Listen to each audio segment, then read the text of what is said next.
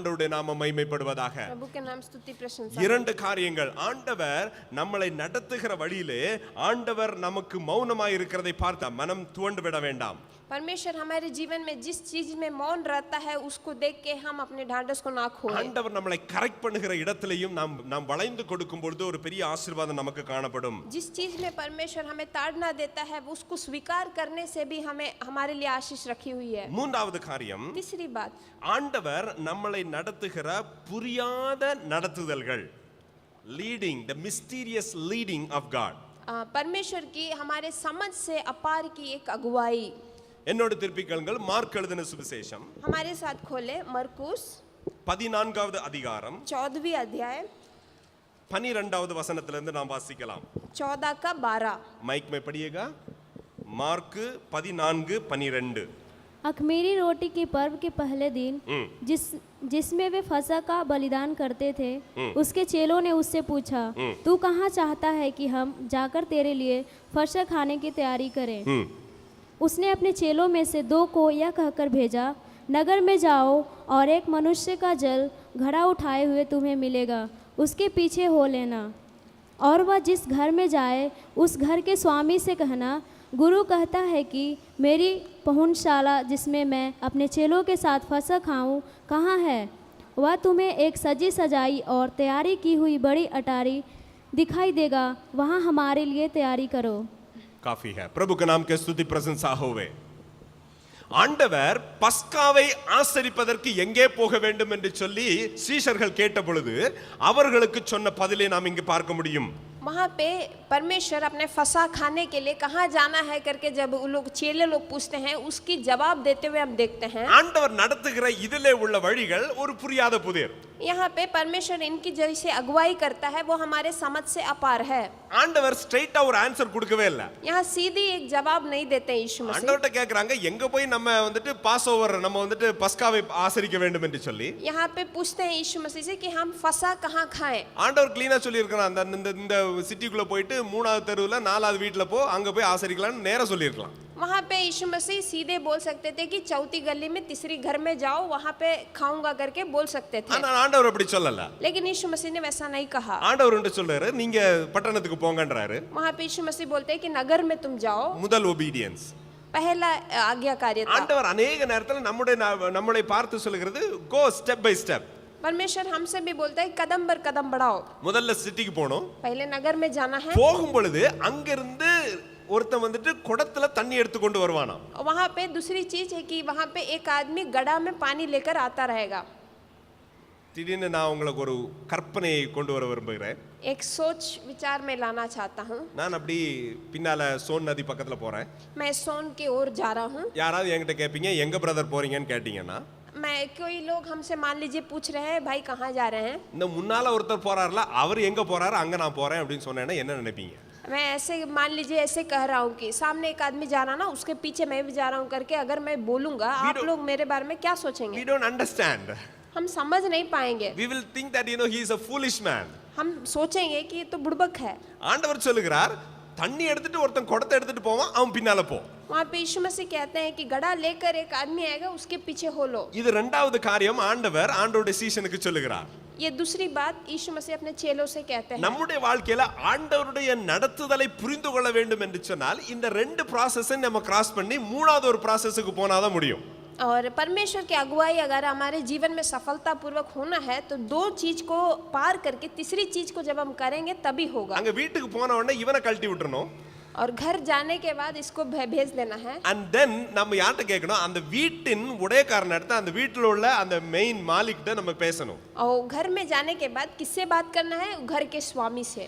மூன்று காரியங்கள் ஆண்டவர் படிப்படியாக ஆண்டவருடைய பிள்ளைகளுக்கு சொல்லிக் கொடுக்கிறார். 3 चीज परमेश्वर कदम पर कदम अपने लोगों को सिखाता है. ஒருவேளை நனையில நம்மளோட अनेक பேர் அந்த அந்த பட்டணத்துக்கு போகிற வழியிலே காணப்படலாம். हम हमारे बीच में बहुत लोग ऐसे पाए जाते हैं जो नगर के रास्ता में अभी हैं। அந்த பட்டணத்துல போயிட்டு ஆண்டவர் சொல்லுகிற அந்த குடத்து தண்ணியில கொண்டு போகிற மனுஷனுக்காக காத்திருக்கக்கூடிய ஒரு சூழ்நிலையாக இருக்கலாம். कभी कभार हमारे जीवन में ऐसी स्थिति आएगी कि हम उस घड़ा लेकर जो आदमी आ रहा है उसके लिए हम इंतजार करते होंगे। நம்மள ஆல்மோஸ்ட் எவ்ரிபடி ஒருவேளை அந்த குடத்துல தண்ணி எடுத்துட்டு போற மனுஷனுடைய பின்னால போகக்கூடிய ஒரு வாய்ப்பாக காணப்படலாம்.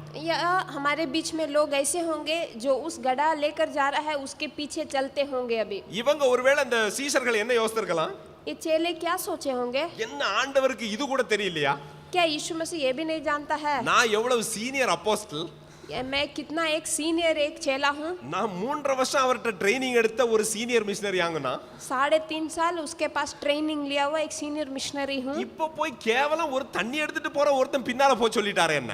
अभी देखो एक पानी लेकर गड्ढा में जा रहा है उसके पीछे जाने के लिए बोल रहा है। அவர் நேரமே என்ன முன்னால போய் சொல்லி இருக்கலாமே. पहले हमसे कहता कि तुम सामने जाओ ये ठीक रहता। சகோதரனே சகோதரியே உன்னை பார்த்தா ஆண்டவர் இன்னைக்கு சொல்லுகிறார்.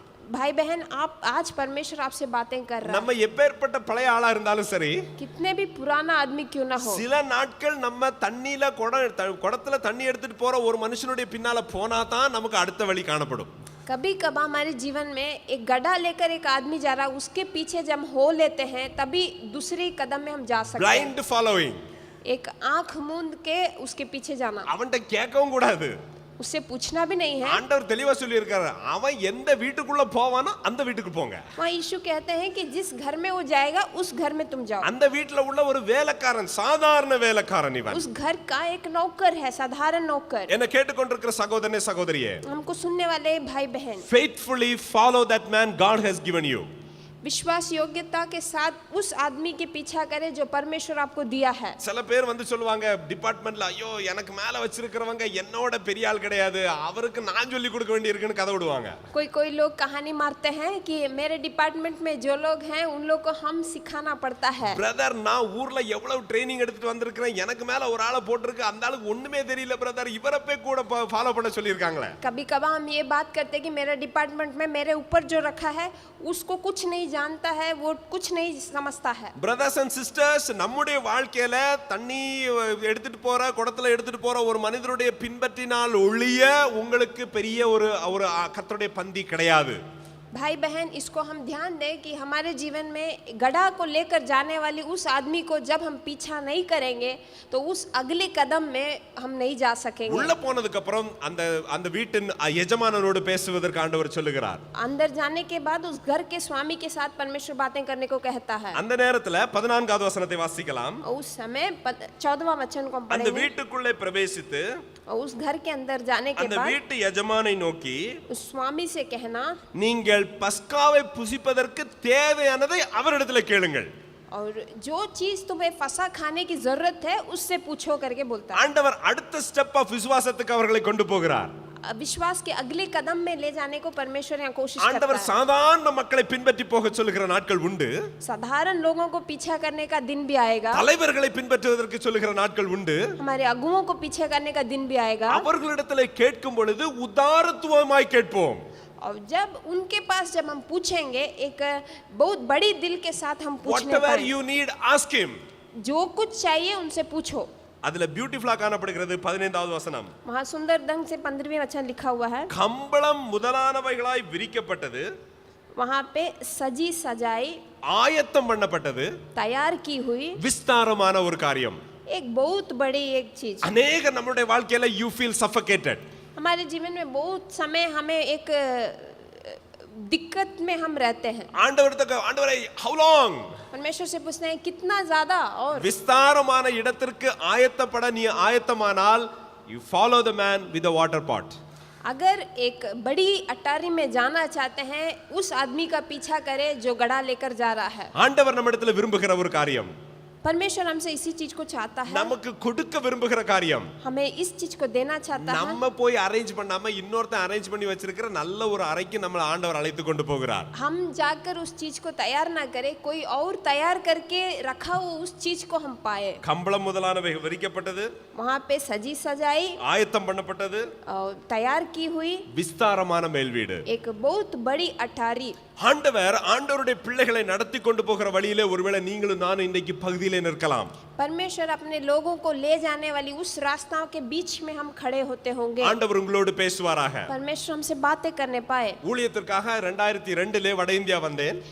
सेवाकाई के लिए 2002 में मैं उत्तर भारत आया. 10 பேக்கிங் வேலை செய்துட்டு ஊழியம் செய்யணும்னு சொல்லிட்டு கோலாப்பூருக்கு வந்தாச்சு. मैं काम करने के साथ ही साथ काम मैं सेवाकाई करना चाहता हूं करके कोल्हापुर में आया. ஒரே ஒரு கான்டாக்ட் इवेंजेलिकल यूनियनல உள்ள ஒரு பைபிள் ஸ்டடி. और एक ही मेरे पास कांटेक्ट था इवेंजेलिकल यूनियन का एक बाइबल स्टडी. லாங்குவேஜ் தெரியாது, भाषा नहीं जानता था. உடனே அங்க போயிட்டு 2 வருடமும் 3 மாதங்களும் ஒரு பைபிள் ஸ்டடி எடுக்கிற இடத்துல பெஞ்ச் துடைக்கிறதா என்னுடைய வேலை. वहां पे उस बाइबल स्टडी जिस जगह में होता था उसमें बेंच पोंछने का काम मैंने 2 साल और 3 महीना किया. சில நேரங்களிலே இருந்து யோசித்து பார்ப்பேன். कभी कभार बैठ के सोचता था ஊழியம் செய்ய வேண்டும் சொல்லி இதை செய்யணும் அதை செய்யணும்னு சொல்லிட்டு நார்த்துக்கு வந்தாச்சே, இப்ப 2.5 வருடம் 2.5 வருடம் பெஞ்ச் துடைக்கிற வேலை எல்லாம் ஆண்டவர் தந்திருக்கிறாரு. सेवाकाई करना है करके उत्तर भारत में आ गया, लेकिन 2 साल और 3 महीना तो मैं खाली बेंच पोंछ रहा हूँ. வெளியே எல்லாத்துக்கும் ஐடென்டிட்டி இஸ் டிஃபரண்ட். காலேஜ்ல வேலை செய்கிறவர் बाहर तो सब कोई मेरे को ऐसे देखते थे कि कॉलेज में ये काम करने वाला है. ஆனா ஊழியம்னு பாத்தீங்கன்னாக்க கரெக்டா 3 மணிக்கு போவேன். அந்த பழைய ஒரு கிளாஸ் ரூம் இருக்கும், அதுல உள்ள எல்லா பெஞ்சையும் சைடுல எடுத்து போட்டு தூசி எல்லாம் தொடச்சு ஒரு விளக்குமாறு, பழைய பிஞ்ச விளக்குமாறு அதை எடுத்து நல்லா கூட்டி அதை சுத்தம் பண்ணி வைக்கிறதா என்னுடைய வேலை. लेकिन सेवकाई अगर देखेंगे हमको तो मैं 3 बजे जाता था, एक टूटा फूटा बेंच को लेकर रखता था, उसको पोंछता था, झाड़ू मारता था, यही करता था.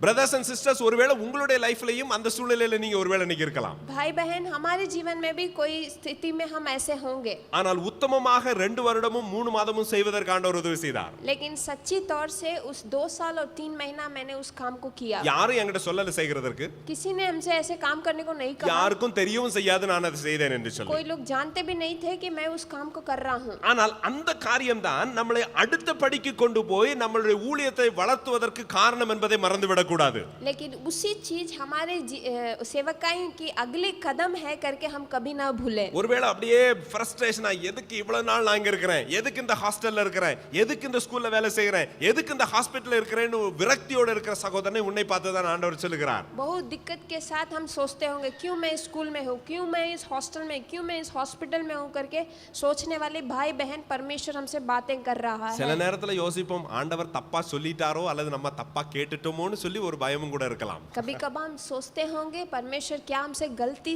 बोल दिया है या मैं गलती सुन लिया हूँ करके सोचते होंगे. இல்லை சகோதரனே, नहीं भाई बहन, இல்லை சகோதரியே, नहीं बहन. ஆண்டவர் எனக்காகவும் உங்களுக்காகவும் வைத்திருக்கிறது கம்பளம் முதலானவைகள் விரித்த விஸ்தாரமான அறை. परमेश्वर ऐसी जगह हमारे लिए रखा है जो एक सजी हुई और तैयार की हुई. அது ஆண்டவரோடு இருந்து உட்கொள்வதற்கான ஒரு மேலறை என்பதை மறந்து விடாதீர்கள். परमेश्वर के साथ बैठ के भोजन करने वाली एक ऊपरी स्थान है करके हम ना भूलें. இன்றைக்கு ஆராதனையிலிருந்து வெளியே போகும்பொழுது ஒரு சந்தோஷத்தோடு தேவன் எனக்கு தந்த காரியம் என்று சொல்லி அதை சந்தோஷமாக எடுத்துக்கொண்டு போவோம். தேவன் அதிலே பெரிய ஆசீர்வாதங்கள் எனக்கும் உங்களுக்கும் வைத்திருப்பார் என்பதில் எந்த சந்தேகமும் இல்லை. आज आराधना के बाहर जब हम जाएंगे तो हम सारे चीज को स्वीकार करें कि परमेश्वर इस चीज को मेरे लिए रखा है, तब हम खुशी के साथ हम आगे बढ़ सकते हैं. 3 காரியங்கள் ஆண்டவர் நம்மளோடு பேசினார் இன்றைக்கு. आज 3 बात से परमेश्वर हमसे बातें किया. முதல் காரியம், पहला चीज புரியாத ஆண்டவருடைய கரெக்ஷனை சரியாக எடுத்துக்கொள்வோம். हमारे परमेश्वर की ओर से आने वाली हमारे समझ की अपार की ताड़नाएं. இரண்டாவது காரியம், दूसरी ஆண்டவருடைய மௌனத்தை புரிந்து கொண்டு அதற்கு பின்னால் இருக்கிற பெரிய ஆசீர்வாதத்தை புரிந்து கொள்வோம். परमेश्वर की उस मौन को समझकर उसके पीछे जो आशीष रखा हुआ है उसको समझे. மூன்றாவது, तीसरा ஆண்டவர் நடத்தும் புதிரான வழிகளிலே ஆண்டவர் நமக்காக ஒரு பெரிய ஆசீர்வாதத்தை வைத்திருக்கிறார் என்று சொல்லி நாம் அதிலே மனரம்யமாக போக கற்றுக்கொள்வோம். परमेश्वर जिस रास्ता को रखा हुआ है उस रास्ता को हमारे समझ के अपार रहने के बावजूद भी अगर हम चलेंगे उसमें उस आशीष का भागीदार हम होंगे. புரியாத ஆண்டவருடைய வழிகளை அனுபவிக்க கற்றுக்கொள்வோம். ना समझने वाली परमेश्वर की उस अगुवाई को हम समझने की कोशिश करें.